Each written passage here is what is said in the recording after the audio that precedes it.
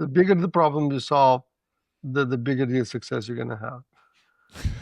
Give me the problems.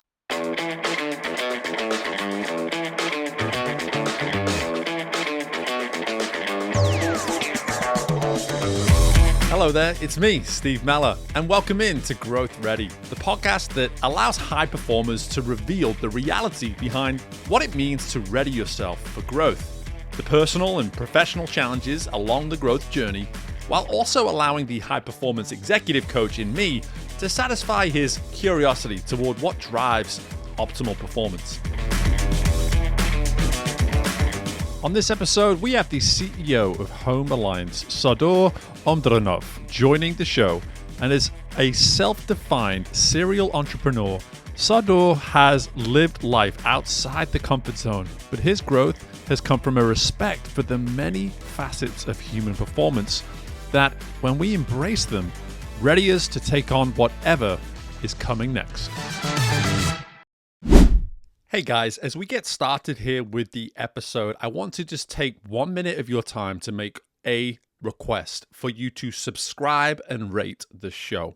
For our show to be easily discovered by other potential listeners, we need our current listeners, that's you, to take the time to not only subscribe, but to also rate the show. Whether you're listening to us on Apple Podcasts, on Spotify, whatever platform of choice, there are typically ways to be rating the show. So go ahead and click something like that 5th star and be sure to take that additional time to leave a comment or two about why it is you enjoyed listening to the Growth Ready podcast. Your efforts on this will allow our show to be more discoverable, which means we're going to find more listeners and continue to have that significant impact on the community of human performance and personal development that I know you are all benefiting from by being listeners to this show. Please go ahead, take the time, subscribe, rate the show today. Hey, and while you're at it, why don't you share it with a few people as well? I appreciate you guys. Let's get to the interview. Hello there. Welcome back into the most recent installment of the Growth Ready podcast. I'm very excited today to have a serial entrepreneur joining us on the show. We're going to learn all about his story. A fellow non-American based in America, just like myself. So we have Sardor Umrdinov joining us today. He's based out on the West Coast, and so I'm excited to be welcoming you in, Sardor. But before we go any further and we learn about your story, I want to ask you the same question that I ask everybody as we get started, and that is, what does it mean to you to be growth ready? First of all, thanks, Steve, having me on the show. The growth ready, it's actually, I think, it's not something happens to you. I think it's something you prepare for, and you don't become ready after some success. You become ready before it arrives, and every single step of your journey, you become ready for the next stage of your life, next stage of the growth. I love that because it's one of my favorite words because I cannot spell that word properly. Well, hey, listen, that's okay. As someone that came from England who spent the first 10 years of his time in the United States being told that I spelt everything wrong because I spelt it the way English people spell it as opposed to Americans, even though we came up with the language, but hey, doesn't matter. But hey, the thing I love about your answer, Sardor, is this idea that, is it the growth or is it the ready? Like, which one comes first? And it's why I came up with the name of the business. It's why it's the name of the show. Because for me, I don't think there's a right and a wrong answer. I enjoy hearing what my guests have to say. And already we get this idea from the way you answered that you must be, as an entrepreneur, you must be the kind of individual who's willing to maybe go in a certain direction and go discover if you're ready, go find out if you're ready, as opposed to get ready and then consider what the next step might be. So I'm just curious, when you think about who you are as a person, where do you think that comes from? That ability, that desire to say, I may not feel ready just yet, but I'm going to go and I'm going to get myself ready by making a commitment. I think it's first of all, if you really look my journey in history, where I came from Uzbekistan, in the my childhood, we didn't even had a refrigerator at our house. We would Mm, actually have to call the meat in the river next to our house in the like a big bottle. We would put it. There was a net, and that was our refrigerator. Now mm, I run one of the largest refrigerator repair companies, right, in the nation, yeah. where I didn't have the refrigerator in the beginning. So, but from every single step of a life, I had to always come out of the comfort zone. And in my childhood, in the first kindergarten and the school, I didn't speak Russian, and I had to go to Russian school, and I had to leave my comfort zone. Then, after the Soviet Union collapsed, I had to go back to the Uzbekistan school. Then I had to learn Uzbek. I didn't speak Uzbek much because I was in the Russian school. And Mm, then also I had to go through that leaving the comfort zone again. I had to become one. I was outsider. Then later I got to the lyceum, the gymnasium for the boys, and also like I thought I'm already like achieved the growth, but later I found out I was not the one of the strongest because all my surrounding was much smarter than me. Now I mm, had to learn more and compete again with them and become one of the best. And later, when I actually thought I am one of the best in that village or in that region of 60, 100,000 people, later I went to the capital, Tashkent, to university, and I failed first year. And I thought I'm ready for the growth. I was not. Then I had to go back. My father told me like, don't give up and let's go to the different university. I said, no, I'm ready now. I'm going to be ready for next year. I'm going to go back and pass it. Then the next year, and I got into the university. mm, And I was one of the first contract. Before me, it was 25 people who was in the budget, who the government pays for your education. Then I said, I finally am ready. Then I figured out and found out like all my surrounding, my classmates in the university was much smarter than me because all of them actually got into the university because of that graduation and test and was really strong. You should be one of the 10,000 to get into the university. mm, And in the first 2 years, I also again struggled because I was not the smartest one. Then I had to actually compete again, learn more. And later, I moved to US in 2003 after the fourth year. And I found out that in US, I didn't speak much of English. Then I had to actually, again, I had to struggle and I had to go through the gross evaluation stage, right?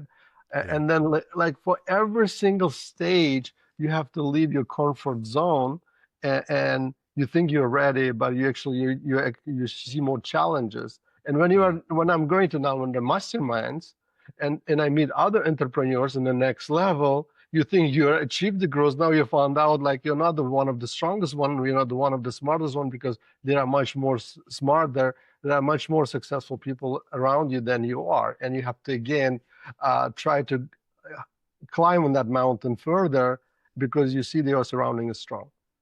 yeah, it's a fascinating concept, especially how you finish there with this with where you are now, and you join something like a mastermind. You surround yourself with other entrepreneurs, and it's easy to assume at every single step it's like, okay, this previous step is the step that was required for me to now have figured this all out, for me to now know what's coming. And then suddenly we're humbled every single time. There's this moment where you go into a room and you thought, hey, we're all going to be just as smart and just as experienced as one another. And you can sometimes learn, oh no, I'm the least, I'm the most uneducated, I'm the most inexperienced in the room. How could I possibly have known that that was going to happen until I stepped into the room and took a seat? And what I always find fascinating about stories like yours is that you found a way to use each one of those chapters as encouragement to go on to the next one, as opposed to a reason or an excuse not to try the next time.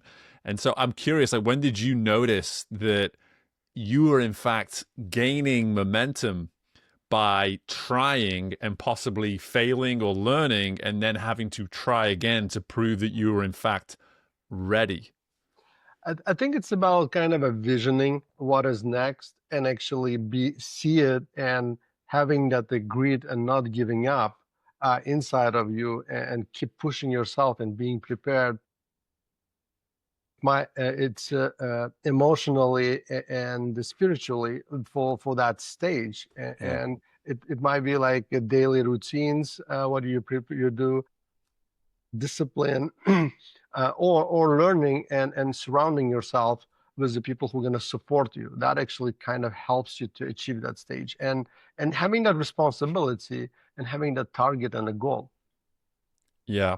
Yeah. You see, so there's so much to unpack there straight away. Is this idea, the daily discipline, the people you surround you with, and then having a clear goal. So there's three things right there when we can start to say, okay, even if I don't feel ready, how might I assess my daily discipline? How might I assess the people I have around me? And then how good do I feel about my goals? And so walk us through maybe, Sardor, just this idea of what daily discipline looks like to you, how you find the right kind of people, and then how you set goals. So just sort of walk us through some of those pieces for you. So the setting of goals like that far was not. I could imagine before, but I didn't really had a goal. But now I have a really clear personal and strategic plan for the company for like let's say 10 years, what I want to Mm. achieve, what I want to see, what I see. Before I would just imagine it. Now I have a really strategic goal and target. Then I break it down to like 5 year, 3 year target and yearly. And once a year I go over that 10-year target and look at it and what I have achieved or not, close to that target. Then I break it down on quarterly, and every quarter I look to the same target, how I break it down to the quarters. Then on monthly level, I also zoom out and see, and I have for that my founder coach. We do that together, and that person knows what I'm going after, and she keeps me accountable. Then we have a weekly calls, and I also have a weekly calls with my chief of staff. We break out the week, and then I have a daily sync with my executive assistant. We go over my calendar for tomorrow, and then every day we break down what I have achieved, what was the valid final product of each meeting, and basically that's how you actually break down things like to the granular level Mhm. and to the same target, right? Like everything has to be around the same target. What you have achieved, the biggest thing to get the like monthly targets or quarterly targets. Yeah, and I love how you broke that down so simply for us because I'm as an executive coach myself. It's one of these things where I can sometimes get caught in a conversation with a client about goals. Typically, we'll spend some time around goals, but at the end of the day, we need to work our way all the way back to some form of habit, daily standard, daily discipline that's going to allow you to uphold that.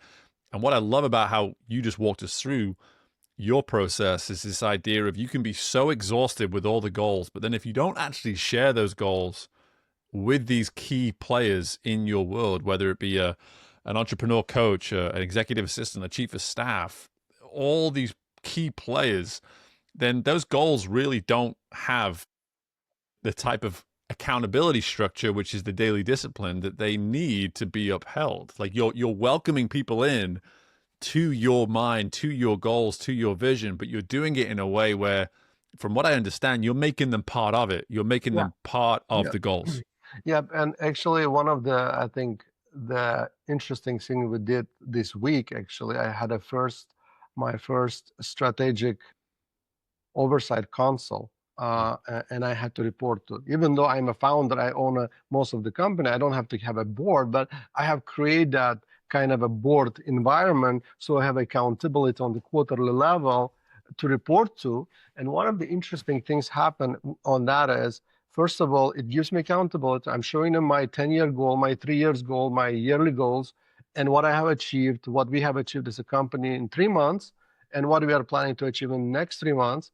And one of the members was my wife, Hmm. because I want her to know and support me, like understand what I'm going after and what I'm doing it for, right? And one of the interesting things was when I asked my team to help me to prepare for that board council meeting, and actually now I had a really support, and that support was, wow, he has to report to someone. Now he's not asking like controlling wise, like give me that report. I must look, help me because I have to report to someone. And then Mm-hmm. actually we're more engaged, my team, support as a CEO, not as a founder, supporting, because now I have to report to someone, right? Which I have created myself. And they were so supportive and they liked that. And they were on my side and supporting that goal. And they were following up and asking like, how was the board? What kind of feedback you got? And everyone was really engaging, and I showed them what we had one of the best quarters last quarter, and we are growing about 10% a month probably. We are growing 10% a month on the main business, and we are growing about 30-40% a month over month in the venture studio, right? So I was showing them all of that and this momentum, and it didn't just happen. It was preparation to that growth before, like Right. what we have done a year ago, what we have done 6 months ago, that we are seeing those results now. And whatever I'm working now, I already see the results in the future in 2027, right? I'm working on the 27 goals and targets, not the yesterday or today or tomorrow's. My Yeah. team does that. Yeah. None of it's by accident. That's what I'm hearing. Yeah. None of it's by Yeah. accident. And that's, I think so much of your initial answer around, we go to find and discover whether or not we're ready. It's the understanding that if the foundation and the preparation is strong enough, then we should be bold enough. We should be willing enough, ambitious enough to say, hey, listen, we can go in this direction, even if we don't have all the answers right now. The preparation has given us the foundation, at least, to believe that the outcome's going to be on the more positive side than it is going to be on the negative side. And whatever lessons we learn because of the foundation, we're going to be equipped to figure it out as we go.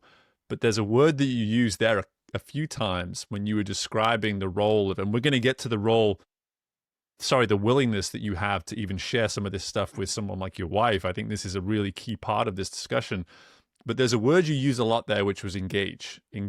And so what I love about that word is that, yes, we have this sort of granular approach to goal setting and meetings and what we're talking about and accountability becoming the result of all these things. But you're creating a level of engagement that is felt from one person to the next. And something I heard there, correct me if I'm wrong, but something I heard there, it's almost as though the engagement strengthens the relationships within your team too.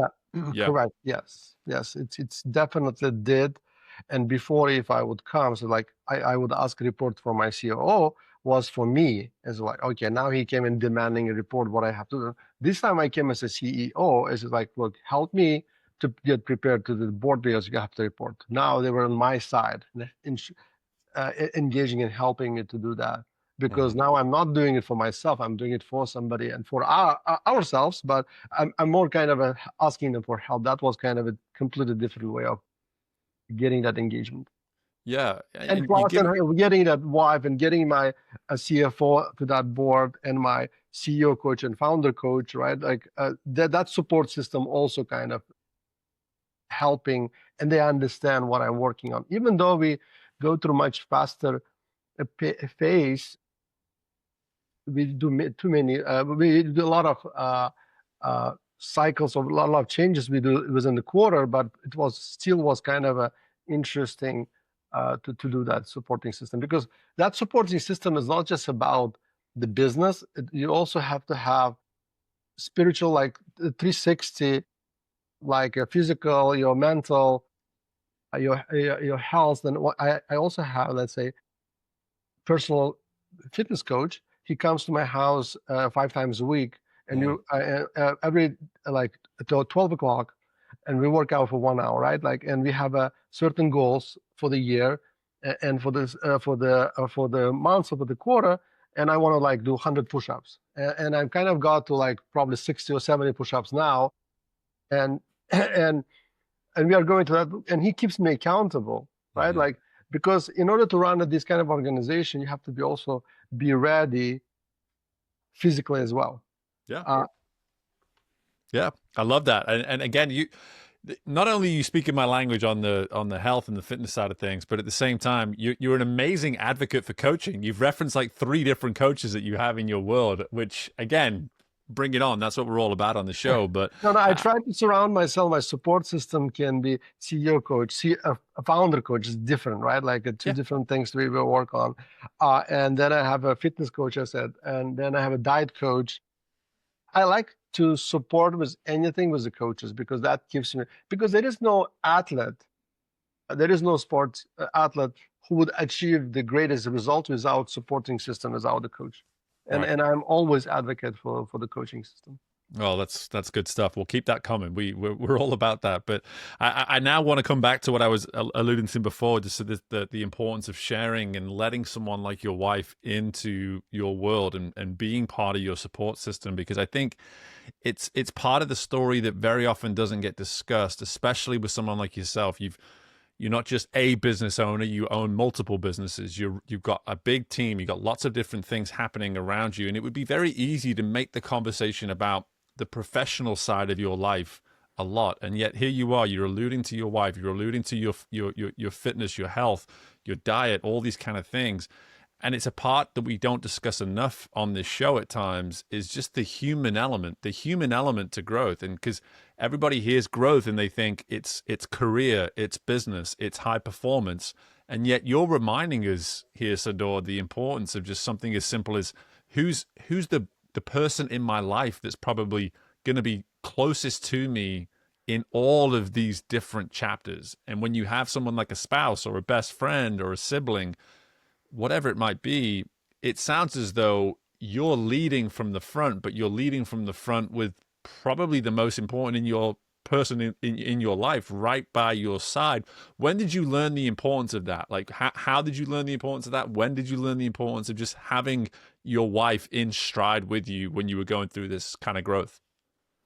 I think it was, I cannot say when I learned it. I think I'm still learning, right? Like, and we was living with your spouse for 22 years. Now it's, I think, 22 years. And with each year, when you try and you're trying to kind of make it work, and you start understanding from each, the challenges, whatever you think, like what is going to make you to more engaged to understand. Because instead of like discussing what I'm doing daily, or weekly, when she understands what I'm going after 10 or 5 or a year, and quarterly I'm reporting and she's part of that reporting system, she understands what I'm working on. She can much easier support me on the goals. Instead of discussing daily what happened yesterday, we can always discuss the future goals. That kind of keeps me more engaging. When you have one of the interesting thing is there is a triangle. When you have a goal together with someone and you discuss, you communicate, your affinity grows. Your likeness will grow with the same person because you have a common goal. Mm, I love that. I love that. That's powerful. It's a powerful notion. And you hear this narrative out there that we're supposed to separate these worlds, and you're going against that. You're pretty much saying like, hey, if I don't share the 5 year, the 10 year vision with my wife, how can I possibly have her buy-in for where I'm going? And how is she ever going to have a chance to understand why I'm doing the work, when I'm doing the work, etc.? And so I think, again, I find it fascinating that is part of your world, that is part of your focus, that is part of your strategy. Because I'm in complete agreement with you, but I just don't hear it very often. I don't hear it very often. I don't hear people bring someone like their spouse up in this kind of discussion. But I'm guessing that for you at least, it gives you a feeling of freedom. It gives you a feeling of clarity, and most importantly, support, on your journey. Yes, and there is one more really interesting thing happens when I'm doing that, and I'm doing it purposefully, that I am building an ecosystem. The company, it's a holding company, and I am preparing it so it will not depend on from anyone, even including me. I'm building that board system, and she's part of it. For God forbid, if something happens to me, she will be able to take over, or like my board will be able to take over because they know what the strategy we have, and the next person can easily be on board, the next CEO, and continue the growth. The company will not disappear. Like that's what I'm preparing it for. Yeah, That makes a lot of sense. It makes a lot of sense. It And makes it a kind of the company and the system what you are building, it will make it forever. Like I'm trying to build a company which is going to last 300 years. yeah, That's what I'm going after. that's ambitious, and I love it. I love it. It's for me.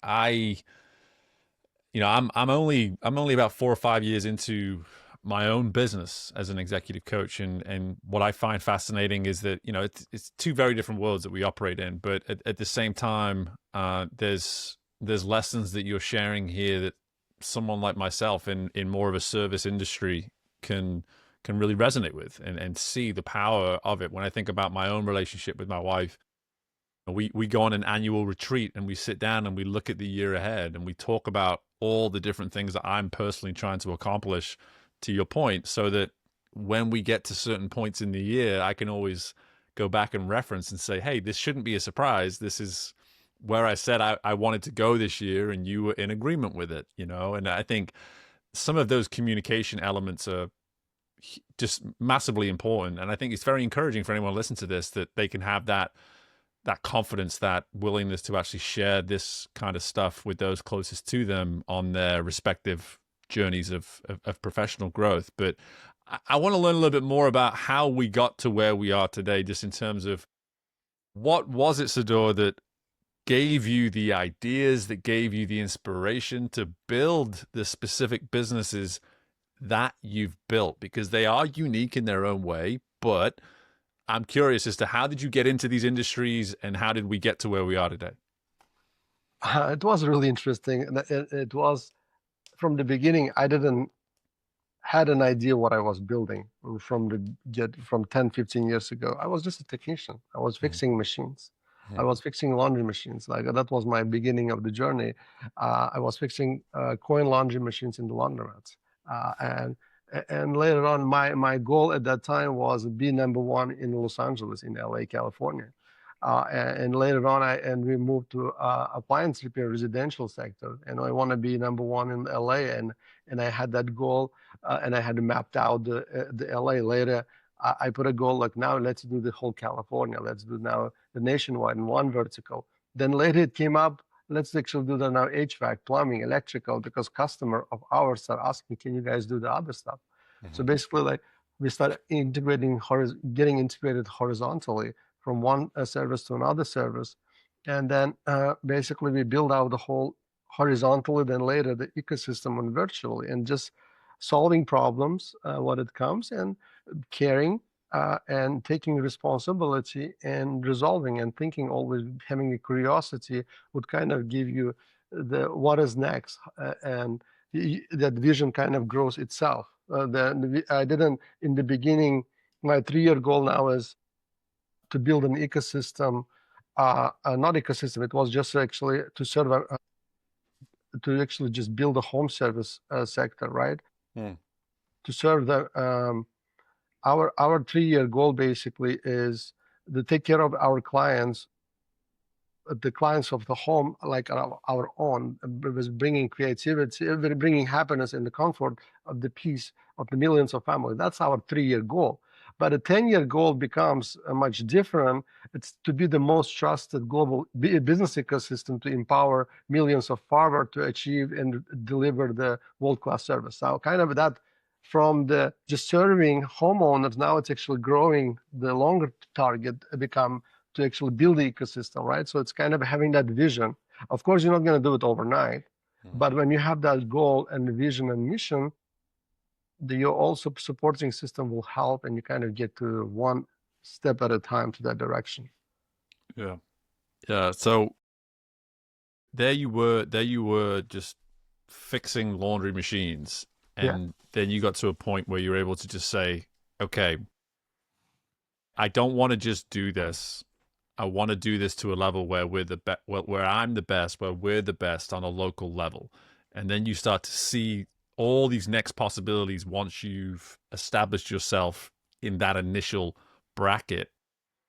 Why the thought in the first place? Why was it? Because this is the part of growth that I love to talk about with people. Like, why wasn't it enough for you to simply make some money fixing equipment and that was it? Like, what was it that drew you to the idea of, I don't just want to be the person that does this for a living. I want us to be the company that does it better than anybody else within this respective area. Before we get to all the other stuff, I'm just curious, like, if you can think back, what was it that made you think, I don't want to just do it, I want to be the best at it too? I think myself, I'm kind of perfectionist. When I see not good service, I like to make it better. Mm-hmm. And then when you make it better and you see your result, it makes you happy. Mm-hmm. And seeing a smile that you have made some difference, right? Like, and why not to amplify that? Why not to grow that and actually deliver much bigger volume and to bring that world-class service now to every single American household, but later it's global. Why not to grow it? What the main thing is, I want to live this life where I don't feel sorry that I have spent my life worthwhile. Mm.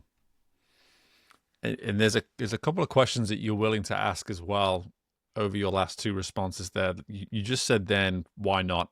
You know, just being able to ask yourself, hey, why not? But then also, what's next as well. So it's whenever it sounds as though whenever you hit a certain milestone, your immediate question was, what's next? It's like, what's next? What's possible? Where can we go from here? But at the same time, there's something interesting about the fact that you said, why not? Because that in itself is a unique way of thinking that puts you in the minority as opposed to the majority. The majority of people will just simply ask why, whereas you're willing to ask why not. And I find that part interesting and entertaining, let's say, in terms of your story, because it shows that your version of curiosity as an entrepreneur, as a professional, clearly sets you apart in a way to where your appetite doesn't seem to be going away. If anything, your appetite seems to be increasing the further and further you go. Would you say that's accurate? Yeah, yeah, yeah. And you deeper you ask the why not, and you face more problems, more solution you will come up with, right? Like, and now actually with the technology, it's much even faster. Mm-hmm. Whereas with AI and ChatGPT, you have the instant answers. But the AI and the AI and ChatGPT is useless in front of someone who doesn't have the curiosity. Because at the end, it's a tool. It will only give you the answer what you really put up. If you ask the question as a first grader or kindergarten, you're gonna get the answer of a kindergarten, like why Yeah. the sky is blue. But if you really actually have that uh, uh, responsibility and the deep questions you ask uh, with why nots and curiosities, and you take that responsibility of solving a bigger problem, it will give you the biggest answers. It will basically amplify your uh, results, amplifies your opportunity to solve bigger problems. It's just a tool which can actually make you like 10 or 100,000 times faster and better. Yeah. So you're always looking for the bigger problem. You're not looking to Yeah. fix the problem in front of you. It's I like, love problems. what's the even Give bigger me, problem? give me the biggest problems, correct? I love them because that's what actually clicks in, and and I come up with those solutions actually overnight. When I wake up, I already have the answers because overnight, kind of my brain kind of probably defragmented, put it in the right structures, and give the answers, and right away you start saving them somewhere, and you come up with. Yeah. The problem solving nature of most entrepreneurs, I typically have come to learn that that's what separates someone that tries business ownership to those that stay with business ownership, those that keep going. Like they have, you said, I love problems. Not many people are going to say that. That's not a normal thing to say, right? I love a problem. I love a problem. But as you allude to there, for every problem, there's an opportunity for a solution. And if we can look at it through that lens of just, oh, this is an opportunity for me to solve, not just identify a problem, but to solve a problem too. And clearly, you get an enormous amount of just energy from the idea that with every problem comes that solution. Yeah, Yeah. The bigger the problem you solve, the bigger the success you're gonna have.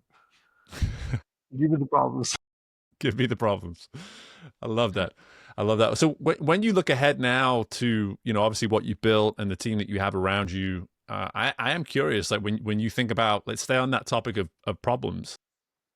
What do you feel for your own growth? And you can answer this from the perspective of yourself or from the perspective of the company. But when you look into the future right now, what might be an example of a problem that you see right in front of you that you're currently excited to be solving? Whether, like I said, whether it on a personal level or on a organizational level, what sort of things come to mind?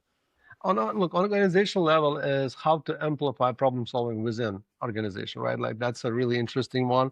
And we have a 1-3-1 rule for that. And that actually is self fixed problems. Like before any worker or any manager, any executive, before they bring a problem to the manager, they have to ask 3 questions.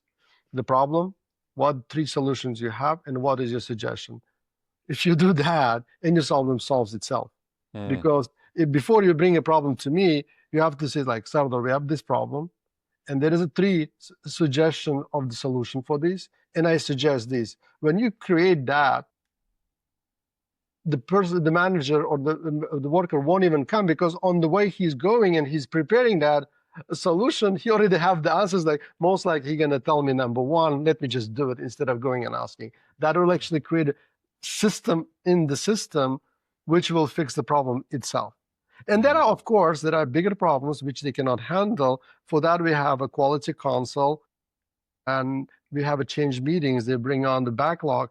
We solve those problems there, and we assign people for those problems, right? And that actually creates engagement. It makes them to feel they're empowered, and they make them to be part of the problem solving. And they're gonna be much more engaged to implementing solution because they came up with that idea. yeah. So you're creating an ecosystem where problem solving is normal. It's encouraged, right? That's what I'm hearing. You're Yep. encouraging people to do it. Yeah, and that's, for me, again, is a unique quality in that, in the sense of that requires an enormous amount of trust, right? I mean, for leaders to just kind of put that trust on someone who's maybe considering solving a problem, working through the 1-3-1 rule, and then deciding that they may have discovered the one solution that is right. That's a great deal of trust on behalf of yourself, on behalf of your leadership team. Yeah. Yep, it's definitely. And we build the ecosystem the way that we have within the ecosystem, we have separate business units. They have their own P&Ls, and they work with each other as to business relationships, and they build each other. And they have to keep the other business unit happy as a customer, because the other business unit who's a client, they have the way of going to the externally and get services from others as well. So that's why with an with an ecosystem, you should always get feedback from your customer, from other business unit, and at the same time, and you can actually try bringing external agencies to solve that problem. Let's say bookkeeping, you can use internal bookkeeping system, or you can use external. Marketing, you can use internal, you can use external. Everyone has that option, and that actually makes that, I call it solar system. Like I build a business like it works in itself Yeah. within gravity, Yeah. and with an own economy of scale. This Mm. way, you build something which will gonna last forever, Yeah. Yeah. because they're self-fixing itself. I love it in the idea of this idea of a solar system. I think that's a really nice visual for everybody.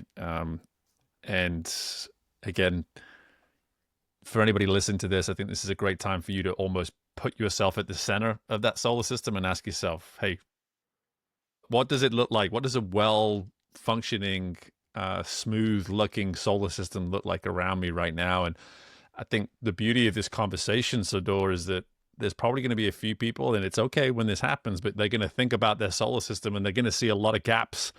You're going to see a lot of parts that they probably need around them that for whatever reason they currently don't. And that's okay. They can fix that. That sounds like a good problem to solve. But at the same time, the visual of that solar system, I think, is very helpful, especially for a business owner.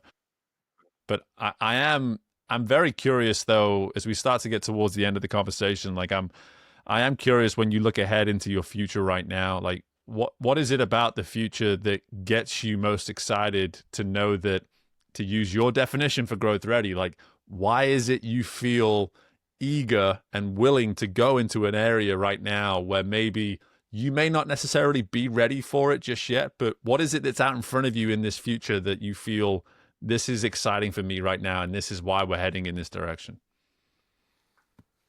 I think the growth readiness is not about waiting about the right time. It's about becoming the right person who can build and who build that growth system itself, right? And when we are building something great and you take the responsibility, you see the result, it makes you exciting that we can actually visualize the future outcome. I'm building something that in 10 years, I look back, I want to be proud of myself, what Yeah. I have did, right? So, and I'm going to the direction of growth. And I cannot call I'm ready, but I'm ready with every single step of the time. I'm preparing for that to become the right person.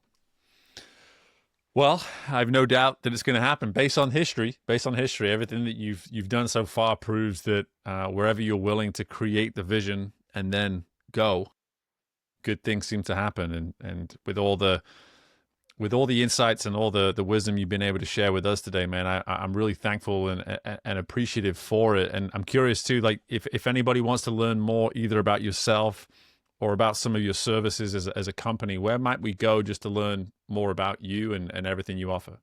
Yeah, they can find me on sardorumrdinov.com, or they can find me on YouTube, Instagram. I share a lot of thought leadership, the business scaling, how to build, how to start and scale any business, right? And it's on Instagram, YouTube, TikTok, LinkedIn, whatever.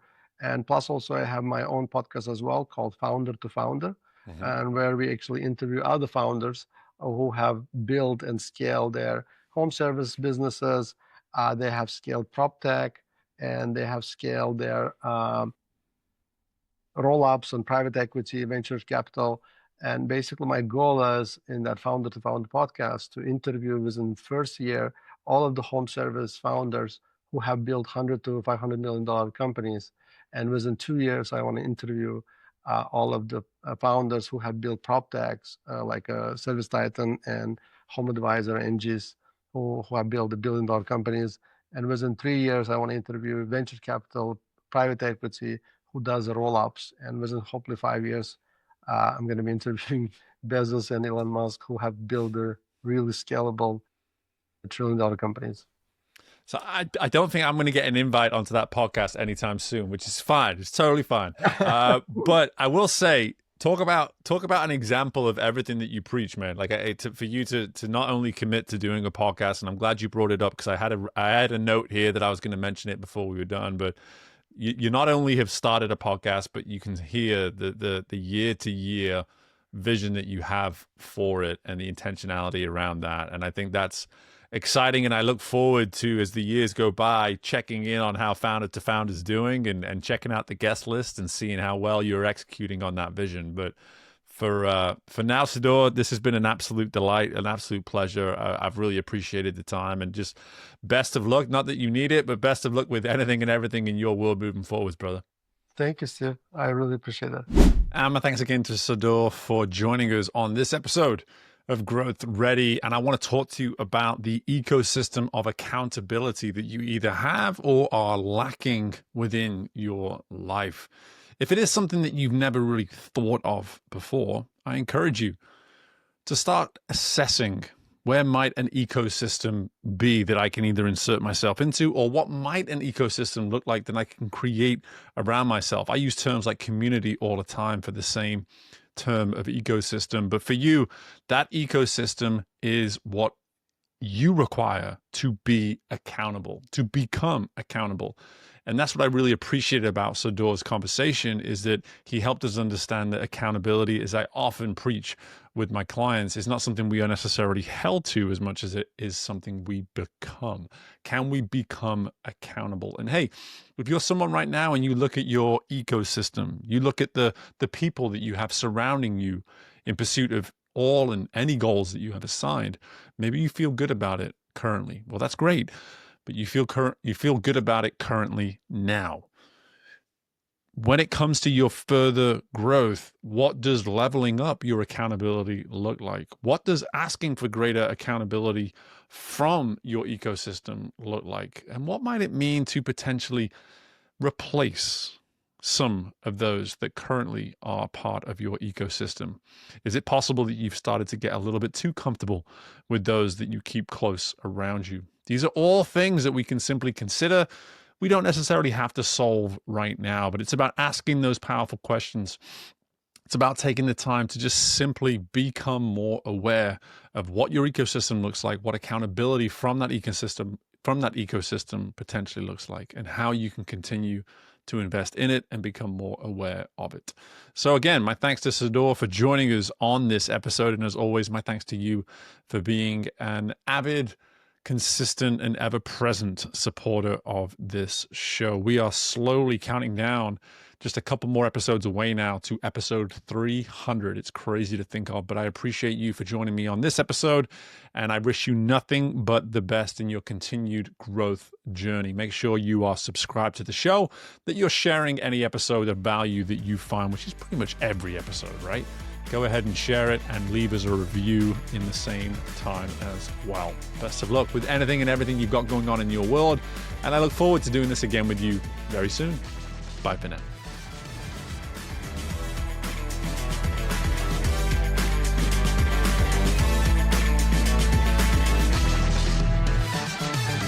Thank you for tuning in to Growth Ready. If you liked what you heard and are feeling ready to grow, be sure to leave a 5-star rating, subscribe to the show, and share the episode with someone you know is ready to fuel their growth journey today. We love our community, so don't hesitate to reach out to us at podcast@growthready.com. And until next time, we are Growth Ready, and you will be too.